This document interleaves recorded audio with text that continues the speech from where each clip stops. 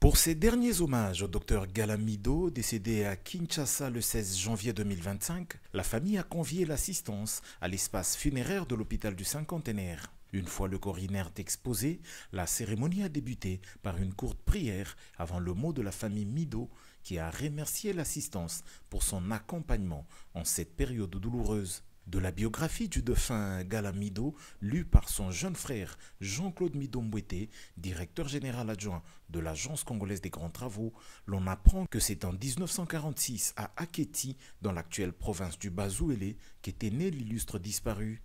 Troisième d'une famille de 12 enfants, dont 8 garçons et 4 filles, après son diplôme d'État en agronomie obtenu en 1970, Galamido avait immigré en Roumanie où il avait poursuivi ses études dans la filière médecine. C'est là que le destin avait voulu qu'il rencontre Madame Rodica, qui deviendra très vite son épouse avec laquelle il a eu 2 enfants. Galamido et Rodica Mido aura été 34 années de vie commune. En 1980, le spécialiste en chirurgie Galamido fait un retour en République démocratique du Congo où il a exercé notamment à l'hôpital pédiatrique de Kalembelembe et à la clinique quinoise avant de s'installer un peu plus tard pour 2 ans en République helvétique. Citoyen du monde, en 2001, c'est à Londres qu'il pose ses valises jusqu'en 2018, année de sa retraite en médecine. L'homme signera un deuxième et dernier retour en RDC où il s'est installé à Ngandayala dans la commune de Lansele. Là, il a développé une activité agro-pastorale. Passionné par son travail de médecin, il avait marqué ses collègues médecins tant d'Europe que ceux du Congo. Sa fille Marlene Mido témoigne.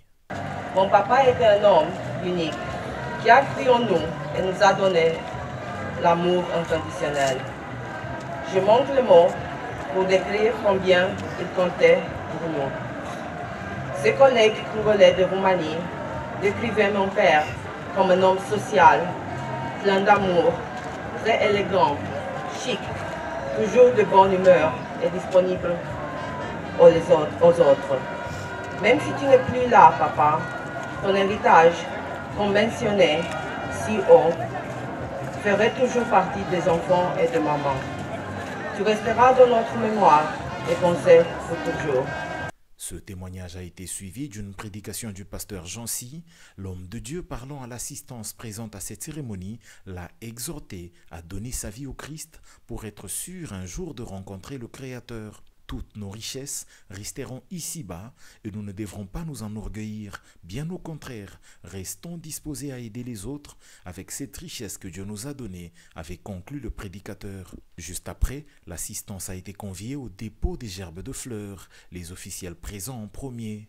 Le directeur général de l'Agence congolaise des grands travaux, l'ingénieur Nico Nzaou, accompagné de son épouse et des agents présents, se sont inclinés devant la dépouille du regretté docteur Mido. Un geste répété quelques instants plus tard par le directeur provincial de la CGT Kinshasa, l'ingénieur Junior Pobalenda. Par la suite, la dépouille du docteur Galamido a été levée pour l'inhumation au cimetière familial à Mitendi dans la commune de Mongafula à Kinshasa où il reposera pour l'éternité. Que son âme repose en paix.